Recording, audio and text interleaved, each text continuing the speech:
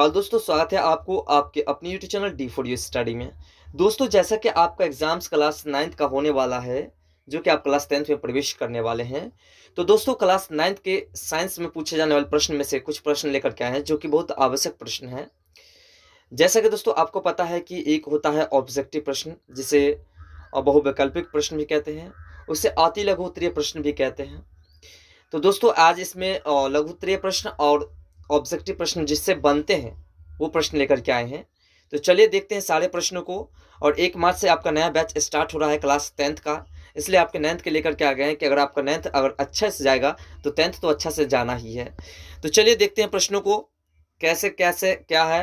इसमें आपका पहला प्रश्न है कि मिट्टी के अवयवों को लिखे, यानी कि मिट्टी के जो अवयव होते हैं वह कौन कौन से होते हैं लिखने के लिए कह रहे हैं। तो मिट्टी के अवयव होते हैं दोस्तों, एक होते हैं जल, वायु, कार्बनिक पदार्थ, और 5 होते हैं ऐसे, और एक होते हैं अकार्बनिक पदार्थ और दूसरा होते हैं खनिज। ये 5 होते हैं अवयवों जिनके माध्यम से समझिए तो मिट्टी का जो है पूरी तरह से आविष्कार होता है। अगला जो प्रश्न है आपका 2 नंबर, वो कह रहा है कि मिट्टी जल में कैसे रिश्ता है। यानी कि दोस्तों आप देखते होंगे जब पानी मिट्टी पर डालते हैं तो कुछ समय बाद वह पानी गायब हो जाता है, वो कैसे होता है। तो यहाँ देखिए मिट्टी के कणों के बीच जो रिक्त स्थान होते हैं, उसी के कारण जो है ना पानी जो रिश्ता है उसमें चले जाते हैं। किसके कारण? मिट्टी के कणों के बीच रिक्त स्थानों के कारण जो है रिश्ता है जल। तो समझ में आ गया। यानी कि जो मिट्टी होते हैं ना उसके बीच थोड़ा थोड़ा जगह होते हैं, गैप बने होते हैं। अगला है कि क्या वायु जो है प्राकृतिक संसाधन है। तो बिल्कुल हाँ, प्राकृतिक संसाधन है। तो आपसे ऑब्जेक्टिव में पूछ सकता है कि इनमें से कौन से प्राकृतिक संसाधन है, और उसमें आपको ऑप्शन दे देगा वायु। तो ऐसे ऑब्जेक्टिव प्रश्न बनते हैं। अगला जो प्रश्न है आपका दोस्तों 4 नंबर, कह रहा है कि हरित गृह प्रभाव किस गैस के कारण होता है। तो दोस्तों कार्बन डाइऑक्साइड के कारण जो है हरित गृह प्रभाव बनता है, गैस जो बनता है। अगला प्रश्न दोस्तों आपका 5 नंबर की कह रहा है कि जल प्रदूषण की परिभाषा लिखे, यानी कि जल प्रदूषण कैसे होता है इसका परिभाषा देने के लिए कह रहा है। तो प्राकृतिक या मानव जनित कारणों से जल की गुणवत्ता में गिरावट हो को जल प्रदूषण कहते हैं। यानी कि दोस्तों प्राकृतिक हो या मानव द्वारा किसी भी प्रकार की गुणवत्ता जो है वो गुणवत्ता में गिरावट कर देते हैं अगर, तो जल प्रदूषण हो जाता है।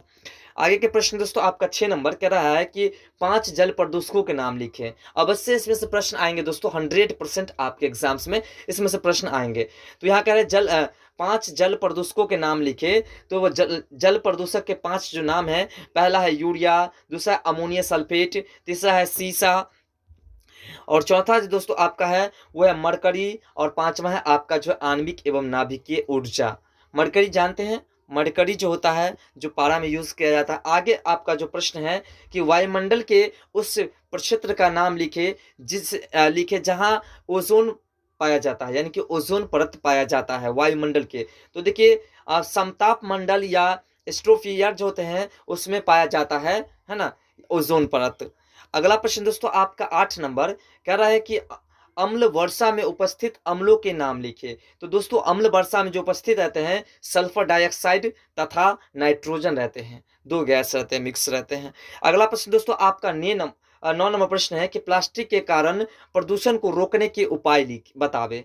तो देखिए प्लास्टिक का पुनर्चक्रण करके प्लास्टिक को दूसरे रूप में इस्तेमाल करना तथा पॉलीथीन की थैलियों के विकल्प के रूप में पूरी तरह से जैव नवीनीकरण करना, जिसे बायोग्राफिकल भी कहते हैं, होने वाले प्लास्टिक का विकास करना होता है। ये प्लास्टिक के जो है ना कारण प्रदूषण को रोकने का उपाय होता है।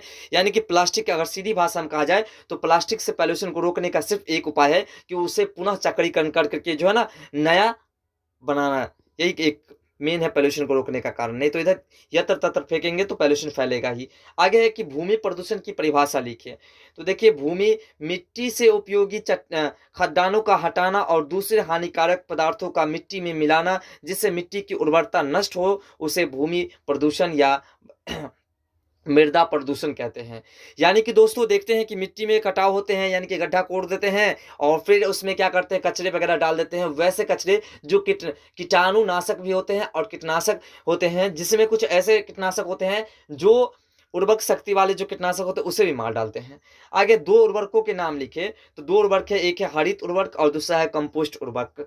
हरित उर्वरक जो होते हैं यानी कि दोनों का उपयोग खेत में ही किया जाता है। एक होते हैं जो कचरे से बनते हैं और जो कंपोस्ट होते हैं, और दूसरा हरित उर्वरक जो होते हैं, जैसे कि खाद्य पदार्थ का जो आविष्कार किया जाता है। अगला प्रश्न दोस्तों 12 नंबर की मिट्टी का अपरदन को रोकने के उपाय बताएं। तो देखिए दोस्तों, मिट्टी के अपरदन को रोकने के उपाय जो है वो दो हैं। पहला है मिट्टी की सतह पर अधिक से अधिक पौधे लगाना, मिट्टी की कटाव को रोकने का वही उपाय है। और दूसरा, खेत को खाली नहीं छोड़ना चाहिए, खेत को खाली नहीं, कुछ ना कुछ उसमें उपजाना चाहिए। आगे का प्रश्न दोस्तों आपका 13 नंबर कह रहा है कि बीओडी किस प्रक्रिया का छोटा रूप है। तो देखिए बीओडी जो है वो बायोलॉजिकल ऑक्सीजन डिमांड का है, बायोलॉजिकल ऑक्सीजन डिमांड का है। अगला प्रश्न दोस्तों आपका 14 नंबर जो है कह रहा है कि हाइड्रोकार्बन को जलाने से हमें क्या प्राप्त होता है।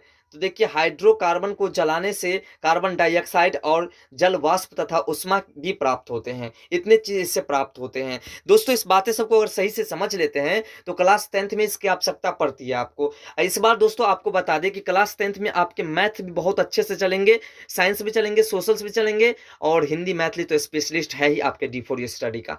अगला प्रश्न आपका 15 नंबर कि सीएनजी क्या है। तो देखिए सीएनजी संपीड़ित प्राकृतिक गैस या कंप्रेस्ड और नेचुरल गैस इसे भी कहते हैं, है ना।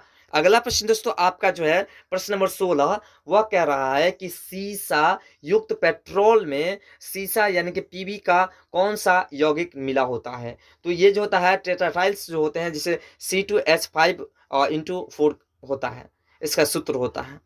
अगला प्रश्न दोस्तों आपका 17 नंबर कि वायुमंडल में ऑक्सीजन किस विधि द्वारा प्राप्त होता है। तो प्रकाश संश्लेषण द्वारा प्राप्त होता है, ये तो आपको अच्छी तरह से पता होगा।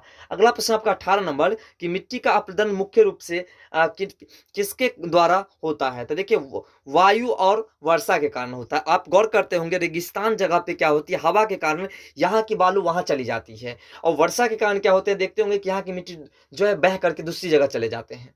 आए है कि वायुमंडल के मुक्त नाइट्रोजन को नाइट्रोजन के यौगिक में परिणत होने की क्रिया को क्या कहते हैं। तो इसे अमोनीकरण कहते हैं। क्या कहते हैं, अमोनीकरण। अगला जो है दोस्तों आपका 20 नंबर कह रहा है कि अमोनिया का नाइट्रोजन तथा नाइट्रेट में परिणत होने की क्रिया को क्या कहते हैं। तो इसे भी अमोनीकरण कहते हैं, इसे क्या कहते हैं, अमोनीकरण कहते हैं।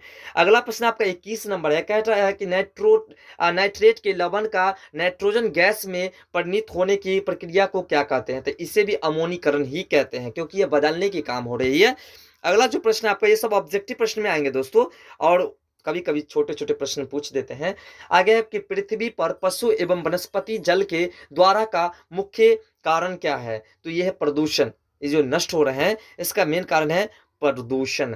अगला है दोस्तों आपका कि ओजोन परत का ह्रास किस कार्बनिक यौगिक द्वारा होता है। तो ये जो होता है दोस्तों फ्लोरोकार्बन द्वारा होता है, क्लोरोफ्लोरोकार्बन के द्वारा होता है। अगला है वायु प्रदूषण का मुख्य कारण क्या है। तो वायु प्रदूषण का कारण जो है मुख्य यातायात और औद्योगिकरण में वृद्धि, यानी यातायात गाड़ी से में वृद्धि हो रही है और उद्योग में भी वृद्धि हो रहे हैं, इसी के कारण। आगे दोस्तों आपका कि कोहरा और धुआं के मिश्रण को क्या कहते हैं। तो धूम कोहरा कहते हैं, इसे धूम कोहरा कहते हैं। अब दोस्तों लघुत्तरीय प्रश्न जो यानी कि कुछ प्रश्न लघुत्तरीय होते हैं, जो ये है कि वायु, जिसे 2 नंबर के प्रश्न कहते हैं हम लोग, 5 नंबर में कभी कभी पूछ देते हैं ऐसे प्रश्न कि वायुमंडल का कौन सा क्षेत्र पृथ्वी से निकट और इसका क्या महत्व है। निकट भी है और इसका महत्व भी क्या है। तो देखिए पृथ्वी तल के से लगभग 10 से 12 किलोमीटर की ऊंचाई तक वायुमंडल के क्षेत्र को क्षोभ मंडल या ट्रोपोस्फियर कहते हैं। यह वायुमंडल का पृथ्वी के सर्वाधिक निकट का क्षेत्र है, पृथ्वी से सबसे नजदीक का क्षेत्र है, जिसमें मनुष्य, अन्य जीव जंतु तथा वनस्पति जीवित रहते हैं। इसी के अंतर्गत मनुष्य, जीव जंतु सब ये जीवित हैं, क्योंकि सूर्य प्रकाश को यही जो है ना कंट्रोल करते हैं। आगे है तथा फलते फूलते हैं। वायुमंडल के इस क्षेत्र में हम सांस लेते हैं। सामान्य व्यक्ति को विभिन्न कार्यकलापों के लिए प्रतिदिन 250 से 265 केसी वायु की आवश्यकता होती है, जो वायुमंडल के इसी क्षेत्र से आती है। जीवों के जीवित रहने के अतिरिक्त वायु एवं संचार का माध्यम भी होता है। तो देखिए यहाँ पे वजन पूछ देगा, तो ये जो वायु की बात कर रहा है, तो 250 से 265 केजी तक जो है आवश्यकता पड़ती है मनुष्य को या पशु पक्षी को जो है ना ऑक्सीजन की। अगला जो प्रश्न आपका है 2 नंबर कह रहा है कि जल जीव के लिए अनिवार्य इस कथन की पुष्टि करें, यानी कि जल जीवन के लिए जो है क्या आवश्यक है।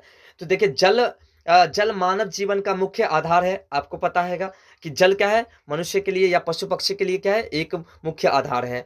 मानव को जीवित रखने के लिए वायु के बाद दूसरा स्थान जल का ही है। जल के बिना जीवन संभव नहीं है और ना ही इसका कोई विकल्प है। आधुनिक समय में सिंचाई, जल विद्युत उत्पादन, मत्स्य पालन यानी कि मछली वगैरह पालन, जल यातायात तथा उद्योग आदि के लिए जल का प्रयोग किया जाता है। इसके अलावा जल का इस्तेमाल पीने, नहाने, भोजन बनाने और कपड़ा साफ करने में भी प्रयोग किया जाता है ना। ऐसे बहुत सारे कार्य में प्रयोग किया जाता है। कहते हैं कि दैनिक कार्यों के लिए भी किया जाता है। जल से ही मानवीय क्रियाकलापों का निष्पादन होता है। इसलिए कहा जा सकता है कि जल मानव जीवन के लिए एक अनिवार्य और प्राकृतिक का दिया हुआ मनुष्य के लिए एक नायाब तोहफा है ना। ये एक तोहफा है जिसके बिना मनुष्य का जीवन संभव नहीं है। अगला प्रश्न आपका 3 नंबर की मिट्टी की उर्वरता से आप क्या समझते हैं।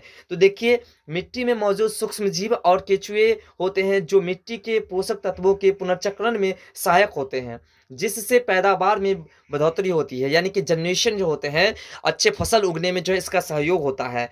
आगे का जो प्रश्न है दोस्तों आपका कह रहा है कि उदाहरण के द्वारा साथ साथ नवीकरणीय और अनवीकरणीय ऊर्जा संसाधनों को समझाए। तो देखिए, नवीकरणीय संसाधन जो हमारा है उसे हम पहले समझते हैं।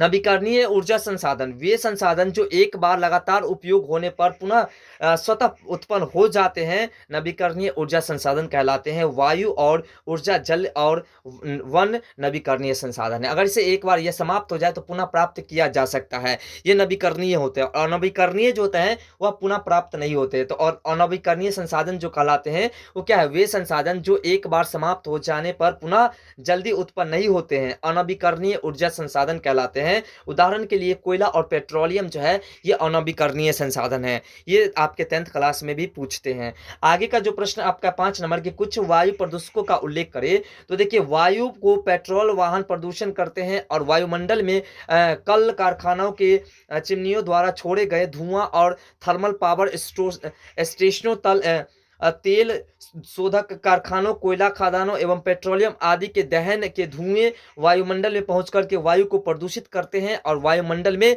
सल्फर जो होते हैं, sulphur dioxide, nitrogen oxide, carbon monoxide और अधजेल हाइड्रोकार्बन और सीसा मुख्य रूप से वायु में मिलकर के इसे प्रदूषित करते हैं। ये सभी मिलकर के वायु प्रदूषण को और अधिक बढ़ा रहा है। आगे का जो प्रश्न है आपका प्रश्न नंबर 6 कह रहा है ओजोन परत हमारे लिए क्यों उपयोगी है। तो देखिए, ओजोन की परत पराबैंगनी विकिरण का अवशोषण करती है तथा सूर्य की किरणें में उपस्थित पराबैंगनी किरण को पृथ्वी तक पहुंचने से रोकती है। ये पराबैंगनी किरण लघु तरंग अथवा उच्च आवृत्ति की होती है जो हमारे शरीर में बहुत गहराई तक प्रवेश कर सकती है। यानी अगर पराबैंगनी किरण हमारे शरीर तक प्रवेश करे तो हमारे शरीर में छिद्र भी हो सकते हैं और हमारी मृत्यु भी हो सकती है।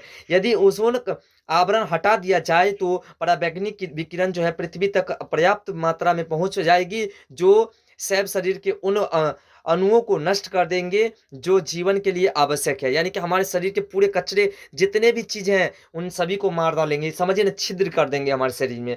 इसके फलस्वरूप मानव को त्वचा कैंसर, जल तथा मोतियाबिंद जैसे अनेक प्रकार के अनुवंशिक रोग बीमारियां हो सकते हैं, है ना। आगे के प्रश्न दोस्तों आपका प्रश्न नंबर 7 कह रहा है कि जल प्रदूषकों के लिए की एक सूची बनाए। तो देखिए, कृषि क्षेत्र में रासायनिक उर्वरकों के उपयोग से जल का प्रदूषण होता है। खासकर अमोनिया सल्फेट, यूरिया, नाइट्रोजन और फास्फोरस भी जल को प्रदूषित करते हैं ना। आगे की बात जो दूसरा है आपका, इसमें 4-5 है।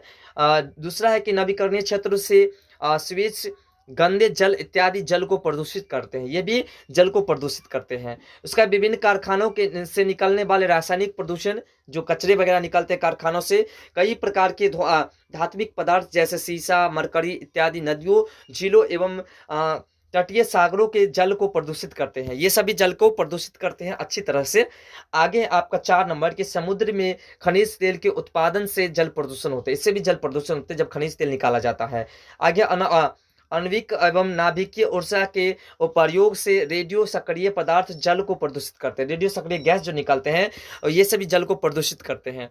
आगे का प्रश्न दोस्तों आपका 8 नंबर के वायुमंडल में कार्बन मोनोऑक्साइड का प्रभाव बताए। तो देखिए कार्बन मोनोऑक्साइड जो है वो वाहनों के धुएं द्वारा जनित वायु प्रदूषण है और वायुमंडल में इसका बहुत ही नकारात्मक प्रभाव पड़ता है। इसका बहुत घटिया प्रभाव पड़ता है जो मानवीय जीवन के लिए खतरा उत्पन्न करता है।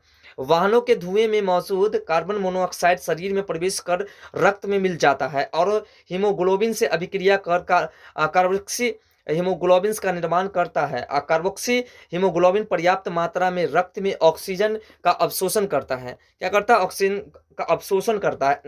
तो अवशोषण नहीं होने के देता है और जिसके उनके प्रभाव होते हैं। अतः कार्बन मोनोऑक्साइड का वायुमंडल में नकारात्मक प्रभाव पड़ता है। अब देखिए जब ये कार्बन जो रक्त में ऑक्सीजन का अवशोषण जो है नहीं होगा तो क्या होगा? शरीर का जो विकास होगा नहीं होगा। आगे का प्रश्न आपका कह रहा है कि ओजोन ऊपरी वायुमंडल में कैसे बनता है। देखिए ओजोन ऑक्सीजन का ही एक रूप है जिसमें ऑक्सीजन के 3 परमाणु होते हैं। इसका निर्माण वायुमंडल की ऊपरी परत में पराबैंगनी प्रकाश के द्वारा ऑक्सीजन गैस के टूटने से होता है। ऑक्सीजन गैस के टूटने से होता है क्योंकि पराबैंगनी किरण जो होते हैं, पराबैंगनी ऊर्जा प्लस 3O2 जो होते हैं वो बन करके क्या बनते हैं?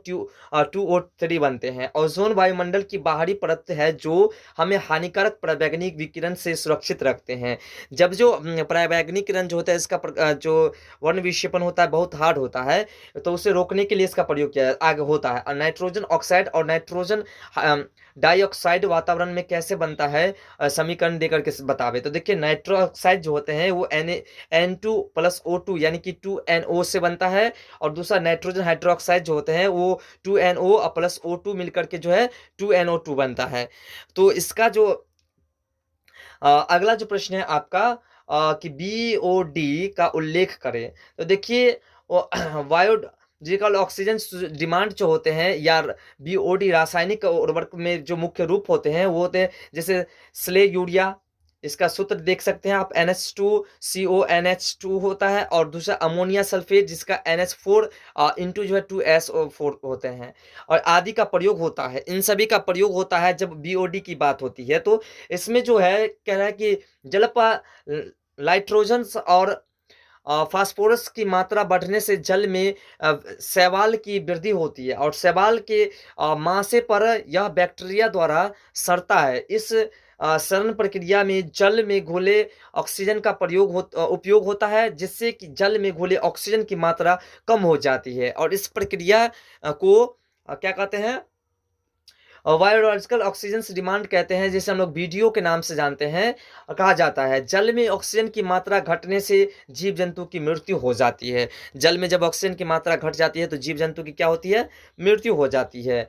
तो अगला जो प्रश्न आपका है 12 नंबर कह रहा है कि रासायनिक समीकरण दे करके बताएं कि कैसे वायुमंडल में सल्फ्यूरिक अम्ल बनता है। तो देखिए वायुमंडल में सल्फ्यूरिक अम्ल निम्नलिखित अभिक्रियाओं के फलस्वरूप बनता है। जब S और +O2 मिलकर के SO2 बनाता है तब बनता है, या फिर 2SO2 +O2 मिलकर के 2SO3 बनाता है तब बनता है, या फिर SO3 + H2O बनता है तो H2SO4 मिलकर के ये सभी मिलकर के बनाता है। आगे का जो प्रश्न है आपका प्रश्न नंबर 13, जो कि आपका आखिरी प्रश्न है कि किन कारणों से ओजोन के परत छिन्न होते हैं। तो देखिए ओजोन के छिन्न होने का जो मुख्य कारण है वो है मनुष्य द्वारा बनाए गए क्लोरोफ्लोरो और कार्बन यौगिक हैं। ये बहुत अस्थायी होते हैं जो वायुमंडल में पहुंच जाते हैं जहां ओजोन परत होती है, जिसे समताप मंडल कहते हैं। यही सूर्य से आते पराबैंगनी किरण को तोड़ करके क्लोरीन बनाती है और इन क्लोरीन के एक परमाणु जो है 1 लाख ओजोन परमाणुओं को नष्ट कर देते हैं। 1 परमाणु जो होते हैं वो 1 लाख ओजोन परमाणु को नष्ट कर देते हैं, क्लोरीन के जो परमाणु होते हैं। तो दोस्तों ये थे आपके सारे प्रश्न जो कि साइंस से पूछे जाने वाले कुछ प्रश्न हैं, और इसके बाद भी आपको जो प्रश्न मिलेंगे और मैथिली का भी और इसके जो 9th के नॉन हिंदी होते हैं उसका भी प्रश्न मिलेंगे, तो बहुत जल्द मिलेगा दोस्तों। जैसे कि आपका एग्जाम शुरू हो चुका है तो दोस्तों आपसे 1 मार्च से आपका न्यू बैच स्टार्ट हो रहा है क्लास 10th का, तो आप लोग जुड़ने के लिए तैयार रहिएगा। और वीडियो पसंद, वीडियो को लाइक कर चैनल को सब्सक्राइब कर लीजिएगा नेक्स्ट वीडियो को पाने के लिए। तो दोस्तों मिलते हैं अगले वीडियो में इस तरह के नए टॉपिक के साथ, तब तक के लिए बाय, जय हिंद, जय भारत।